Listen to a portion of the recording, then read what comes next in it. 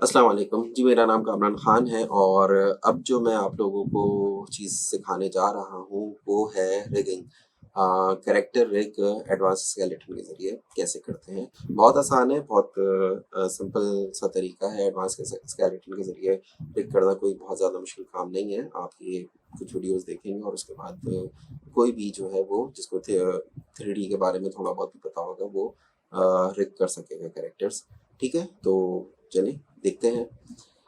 अच्छा जी, जैसे कि आप ये देख रहे हैं हमारा कैरेक्टर है कामिल और वैसे मैं इसको स्टार्ट करने से पहले जो है वो एक चीज़ ये बता दूँ थोड़ी-सी कि रिगिंग होती क्या है? रिग कहते हैं किसको? जिन लोगों को ये भी नहीं पता वो समझ लें। बहुत छोटी-सी बात करूँगा इस पर कि रिग देखिए बस कोई भी ऑब्जेक्ट हो, कैरेक्टर हो, कोई गाड़ी हो, व्हीकल हो, कुछ भी की चीज़ हो ना, वो जब एनिमेशन में जाती है ना तो वो मैश नहीं जाता, सीधा-सीधा जो मॉडल हुआ है जैसे एक मैश है, इस पे कोई ना कोई कंट्रोलर लगे होते हैं, इसमें जॉइंट्स लगे होते हैं, कुछ हम उसको एनिमेशन के काबिल करके भेजते हैं कि ये इन कंट्रोलर्स को एनिमेट किया जाए, ना कि मैश को एनिमेट किया जाए। ठीक है? तो उस प्रोसेस को, उस चीज़ को, उसको कंट्रोलर देने के लिए या फिर जॉइंट्स लगाने के लिए कुछ भी हम लगाते हैं तो उस चीज़ को हम रिगिंग कहते हैं। अब जैसे कि अगर मैं एक बहुत ही बेसिक सी चीज़ बताऊँ आपको, तो फ़र्ज़ करें अगर मैंने ये एक बॉल बनाई है या एक आप इसको कुछ भी समझ लें कि एक ऑब्जेक्ट है, प्रॉप है हमारा जिसको हमें एनिमेट करना है और मैं अगर इसमें एक कंट्रोलर लगाता हूँ और बजाय इसके कि मैं इसको मूव करूँ, मैं इस बॉल को इस कंट्रोलर के अंदर डाल देता हूँ और अब मैं इसको जो है बॉल को जाकर फ्रीज़ कर देता हूँ।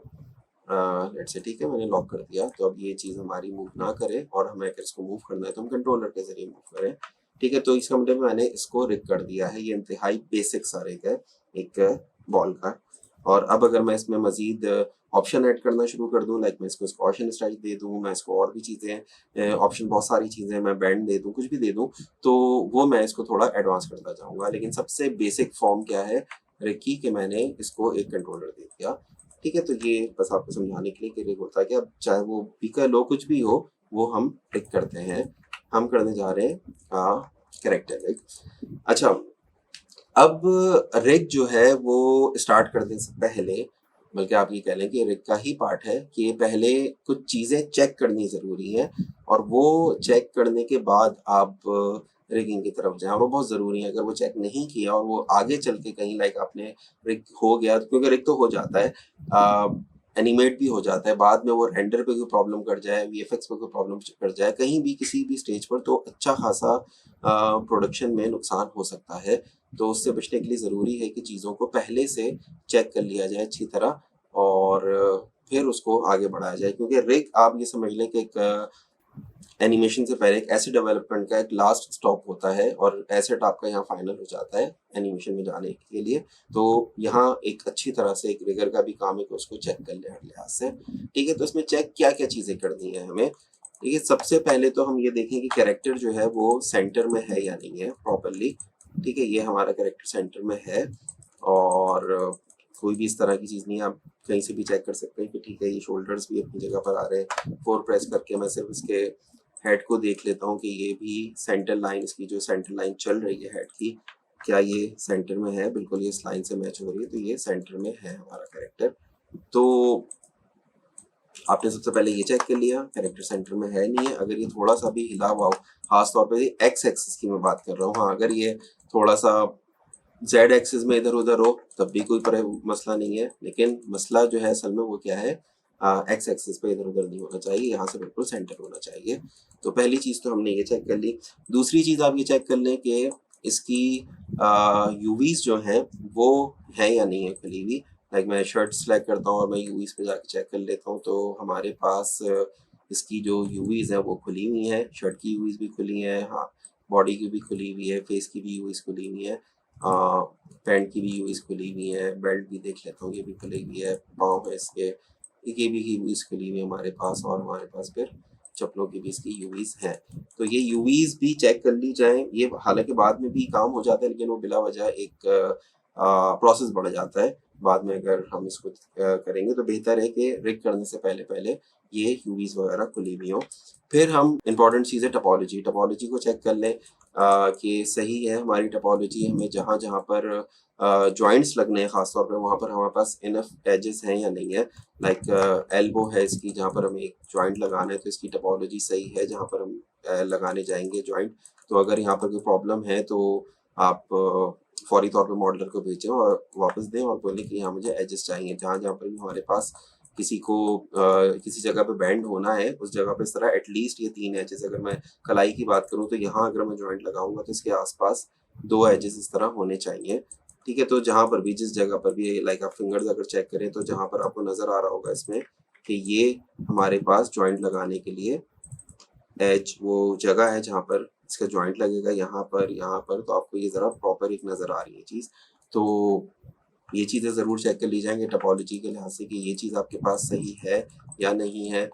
दूसरी चीज़ टपोलॉजी में क्या चीज़ चेक करनी ज़रूरी है कि कहीं कोई पेंटा हेक्सा तो नहीं बना हुआ है, कि कहीं इसमें कोई ऐसी जगह तो नहीं जहाँ पर कोई मैश ख़राब हो। अब ये चेक करने का आसान तरीका क्या है, ये तो हमारे पास इतना सारा मैश है, हम इसमें कैसे चेक करेंगे। आसान तरीका क्या है, आपने ऑब्जेक्ट सेलेक्ट किया जो भी आपको चेक करना है, मैश पे गए और आप यहाँ पर आप चले गए क्लीन अप पे। ठीक है, क्लीन अप को मैं एक दफ़ा रीसेट कर लेता हूँ और यहाँ पर आपने कहा कि सिलेक्ट मैचिंग पॉलीगॉन, जो भी आपने सेटिंग नीचे की है, और यहाँ पर मैंने कह दिया कि faces with more than 4 sided हमें ये नहीं चाहिए, और दूसरा फेसेस विद होल्स, ये भी हमने चेक कर लिया। जो चीज़ें आपको चेक करनी है वो आपने उस पर चेक लगाया और आपने अप्लाई कर दिया। अब इसने इसको डीसेलेक्ट कर दिया, इसका मतलब ये बिल्कुल सही है। हाथों को सिलेक्ट किया, इस पर भी अप्लाई करते हैं, डीसेलेक्ट कर दिया, सही है। फेस को सिलेक्ट करते हैं, ये भी सही है। ये सारी चीज़ें सही है, ये सिलेक्ट नहीं कर रहा है किसी चीज़ को, इसका मतलब इसमें कहीं पर भी पेंटा हेक्सा वगैरह नहीं है। अब अगर ये होते तो मैं एक काम करता हूँ, आपको ऐड करके दिखा देता हूँ। लाइक अगर फर्ज करें कि मैं यहाँ पर एक ऐड कर देता हूँ तो यहाँ पर अब मेरे पास ये 2 फेसेस हैं, ये वाले और ये वाले, जहाँ पर पेंटा बन चुका है। ठीक है, तो अब अगर मैं ये शर्ट सेलेक्ट करके इस पर क्लिक करूंगा तो आप देखें इसने ये 2 फेसेस सेलेक्ट करके बता दिए कि ये जो फेसेस हैं दोनों ये गलत है।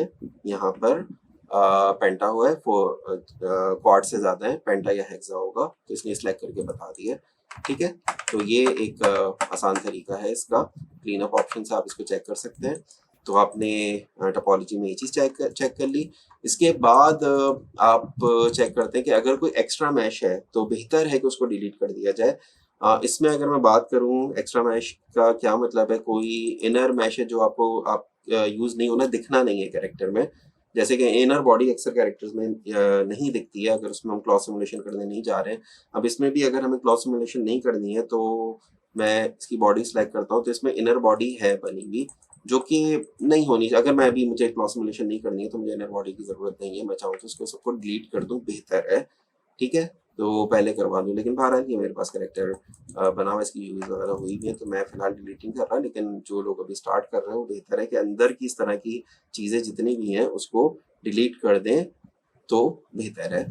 ठीक है, वो बिला वजह बाद में पेनिट्रेशन होती है, चीज़ें होती है, इस तरह के मसले होते हैं। फिर वो ये चेक कर लें कि कोई चीज़ पेनिट्रेट तो नहीं कर रही है, कोई चीज़ किसी में घुसी हुई तो नहीं है। जैसे कि फ़र्ज़ करें मैं इसको थोड़ा सा अगर ये कर लेता हूँ, अब ये चीज़ इसमें जो घुस गई है ना, ये अगर ये ऐसे ही छोड़ के आपने रिग शुरू कर दिया तो ये रिग में कभी भी नहीं निकलेगी, इसको मॉडल में ही निकलवाना पड़ेगा आपको। तो मॉडलर से कहें कि ये सारी पेनिट्रेशन अगर हो रही है इस तरह की कोई भी किसी भी जगह पर तो वो उसको सही करके दे, चीज़ों को निकाल के दे वापस। तो पेनिट्रेशन आपने चेक कर ली। इसके बाद हमारे पास जो इम्पोर्टेंट चीज़ है वो क्या है कि नेमिंग कन्वेंशन। नेमिंग कन्वेंशंस तो मैं कहता हूँ कि ये तो आदत बना लें कि कोई भी काम करते हैं आप एक फाइल का नाम, फाइल सेव करते हुए नाम रख लें तो उसका प्रॉपर नाम रखें। अगर आप एनिमेशन की फाइल सेव कर रहे हैं तो जो भी आपके प्रोजेक्ट का नाम है, लाइक अगर मैं हम तीन बहादुर की मैं बात करूँ तो हमारे 3B के नाम से चलता था। इसका जो कोड है कि 3B_ सीन 1_ शॉर्ट 1_ NM, ठीक है, या AN, ये मतलब एनिमेशन की फाइल है AN जो है। और इसी तरह से हमारे मुख्तलिफ नेमिंग कन्वेंशन चल रही होती है, तो नेमिंग कन्वेंशन बहुत ज़्यादा ज़रूरी होती हैं। तो यहाँ पर भी हमें जो है वो हर चीज़ की एक प्रॉपर नेमिंग देनी होगी। मैं आउटलाइनर अगर खोलता हूँ तो यहाँ देखिए मैंने यहाँ पर नाम सबके दिए हुए हैं। यहाँ आपको पता चल रहा है कि RI आउटर, ये आउटर है इसका, ठीक है। तो उसके बाद राइट आई इनर, ये इनर है इसका। फिर उसी तरह लेफ्ट आई है, फिर अपर टीथ है, ठीक है, फिर लोअर टीथ है हमारे पास, टंग है इसकी, ठीक है, ये सारे नाम मैंने प्रॉपर दिए हुए, हेयर सच जितनी चीज़ें हैं इसकी। अच्छा, ये जब आपने नाम सबके दे दिए प्रॉपर, तो एक चीज़ जो प्रॉब्लम कर सकती है वो क्या है, ये बहुत जेनेरिक नेम है, ठीक है, हेयर को हमने हेयर रखा हुआ है, टंग को टंग रखा हुआ है, और कोई भी चीज़ है, तो ये नाम हमारे पास कहीं ना कहीं किसी ना किसी चीज़ से कॉन्फ्लिक्ट कर सकते हैं। तो बेहतर है कि इनको ज़रा यूनिक बनाया जाए, इनको इस तरह से जेनेरिक ना रखा जाए। वो यूनिक बनाने का जो आसान तरीका है, क्या किया जाए, पहले तो आप सीधी सीधी तरह से जो भी नाम है वो आप दे दें, जिस तरह मैंने दिया हुआ है। कैप है तो कैप है, वो सारी चीज़ें, आई लैशेज है सारी, तो हमने वो नाम दे दिया। उसके बाद आप क्या करें, आप तमाम जितने भी मैश है हमारा, सबको आप सिलेक्ट कर लें, आप आउटलाइन सेलेक्ट कर लें, ड्रैग करके सिलेक्ट कर लें, जैसा भी आपको सिलेक्ट करना है। आपने सिलेक्शन बनाई, और इसके बाद मॉडिफाई में आपको मिलेगा प्रीफिक्स हायरार्की नेम, ठीक है, आप इस पे चले जाएं, और यहाँ पर आकर आप प्रीफिक्स की जगह पर आप लाइक कैरेक्टर का नाम दे देंगे। हमारा कैरेक्टर है कामिल, और मैंने कामिल लिखा, अंडरस्कोर मैंने रहने दिया, ताकि इसके बाद कामिल अंडरस्कोर करके जो भी चीज़ आए वो आ जाए, और इसको मैंने ओके कर दिया। तो अब आप देखिए, तमाम हर चीज़ से पहले कामिल आ चुका है, तो इसका मतलब है कि अब ये यूनिक नेम है। कोई भी हम दूसरा कैरेक्टर या और 10 कैरेक्टर हमारे पास फाइल में आएंगे, तो सबके नाम जो है वो इसी तरह के होंगे। सबके हेयर तो हेयर होगा, लेकिन उससे पहले अगर शादी है तो शादी अंडरस्कोर हेयर होगा, तो तमाम नाम यूनिक हो जाएंगे, कोई चीज़ किसी के साथ कॉन्फ्लिक्ट नहीं करेगी, ठीक है। तो ये नेमिंग कन्वेंशन देखना बहुत ज़रूरी है। फिर हमारे पास बहुत इंपॉर्टेंट चीज़ है, प्रॉपर एक ग्रुपिंग होना। इस वक्त इसकी कोई ग्रुपिंग नहीं हुई है, ग्रुप्स नहीं बने हुए हैं। तो ग्रुप आप किन किन चीज़ों का कैसे कैसे बनाते हैं, तो इंपॉर्टेंट चीज़ें क्या है, पहले तो हम जैसे आंखों का बना लेते हैं। ये राइट आई है हमारे पास, हमने दोनों रख ली। अच्छा, ग्रुप करने से पहले एक और चीज़ है कि हम सेंटर पिवट ज़रूर करें सबको। तमाम मैश सेलेक्ट करके एक दफ़ा आप चाहे तो हिस्ट्री डिलीट कर दें, सारी चीज़ें आप चेक कर चुके हैं, फ्रीज ट्रांसफॉर्म और सेंटर पिवट, ये आप ज़रूर कर दें। History delete, freeze transform, centre pivot, कोई भी चीज़ जो है उसको कोई वैल्यू नहीं होनी चाहिए यहाँ पर किसी भी तरह की, तो ये भी करना बहुत ज़रूरी है। लाइक अगर इसमें थोड़ी सी भी आपने वैल्यू छोड़ दी, कुछ आपने छोड़ दिया, तो ये चीज़ बाद में आपको प्रॉब्लम कर सकती है। तो हर हाल में आप इसको फ्रीज ट्रांसफॉर्म, हिस्ट्री डिलीट और सेंटर पिवट, ये 3 बटन जो है वो हमेशा अपने शेल्फ में कस्टम में सामने रखें। और रिग स्टार्ट करने से पहले या इसको ये ज़रूर ये सारी चीज़ें आप कर लें। ये हमने कर लिया। फिर हम इसकी ग्रुपिंग कर लेते हैं। ग्रुपिंग में सबसे पहले जैसे मैंने राइट आई दोनों मैंने सेलेक्ट की, उसके बाद मैंने इसको कर दिया कंट्रोल जी। अब कंट्रोल जी करूँगा तो ये जो इसका पिवट है नीचे आ जाता है। तो अगेन एक दफ़ा आप फिर ये तीनों बटन दबा दें ताकि ये सेंटर में आ जाए, इसके ग्रुप का पिवट भी। और इसका फिर मैं नाम ज़रूर दे दूँ, और मैं दे देता हूँ right Kamil right I GRP group, ठीक है, GRP हम यूज़ करते हैं ग्रुप के लिए। उसी तरह फिर मैंने लेफ्ट सेलेक्ट किया, इसको भी कंट्रोल जी किया, सेंटर पिवट किया, और इसका भी फिर मैंने कह दिया Kamil underscore left I underscore GRP group, ठीक है। ये हमारे आई की ग्रुपिंग हो गई, इनर और आउटर हमने कर लिया। और इसके बाद मैं दोनों सेलेक्ट करके फिर एक दफ़ा कंट्रोल जी करता हूँ, सेंटर पिवट करता हूँ, दोनों आइज का भी मैंने ग्रुप बना लिया, और यहाँ पर मैंने इसका नाम दे दिया Kamil underscore eyes underscore group. ये अब आइज का ग्रुप है, ठीक है। इसके बाद हम आ जाते हैं माउथ के अंदर जितनी भी चीज़ें हैं, लाइक अपर टीथ है, लोअर टीथ है, टंग है, इसका मैं एक ग्रुप बना देता हूँ, और इसको भी सेंटर पिवट करते हैं, और इसका मैं नाम दे देता हूँ कामिल अंडरस्कोर माउथ GRP, ठीक है। तो ये हमारा एक ग्रुप बन गया। इसके बाद हमारे पास हमें कोई ऐसी ख़ास ज़रूरत नहीं है कि हम मज़ीद कोई ग्रुप बनाएं, और अब हम एक ग्रुप बना देते हैं, सबको सेलेक्ट करते हैं जितनी भी चीज़ें हमारे पास हैं, और एक हम बना देते हैं कंट्रोल जी। हमने ग्रुप किया और इसको हमने कर दिया कामिल जियो, ठीक है, ठीक है। और ये हमने ग्रुप बना दिया, एक मेन हमारा ग्रुप हो गया है। तो ये अब हमारे पास एक प्रॉपर हमारी ग्रुपिंग हो गई है। यहाँ से इसके बाद फिर जो है हम अपना काम स्टार्ट करें, रिगिंग की तरफ जाएं। तो आई थिंक आज के लेक्चर में यही चीज़ है कि आप इसको देख लें। आखिरी चीज़ ये है ज़रूर कि आप सारी चीज़ें उठाकर एक लेयर में भी ज़रूर डाल दें, जैसे ही मैंने लेयर में रखा है, और इस लेयर का नाम भी आप रख दें कामिल अंडरस्कोर मैश, कामिल का मैश है अंडरस्कोर LYR, लेयर के लिए हम यूज़ करते हैं LYR, और इसको हमने सेव कर दिया। तो ये हमारे पास एक प्रॉपर अब हमारी फाइल बन गई है जो कि रेडी है रिग के लिए, ठीक है, तो आज के पहले लेक्चर में आई थिंक इतना काफ़ी है। आप लोग को जो भी कैरेक्टर पिक करना है उसको इस तरह से क्लीन अप कर लें, सारी चीज़ें चेक कर लें और उसकी ग्रुपिंग कर लें, नेमिंग कन्वेंशन चेक कर लें, सारी चीज़ें आप लोग करके रख लें और उसके बाद इंशाल्लाह नेक्स्ट लेक्चर जो मेरा होगा उसमें फिर मैं स्केलेटन लगाना आप लोगों को सिखाऊंगा। थैंक यू, अल्लाह हाफ़िज़।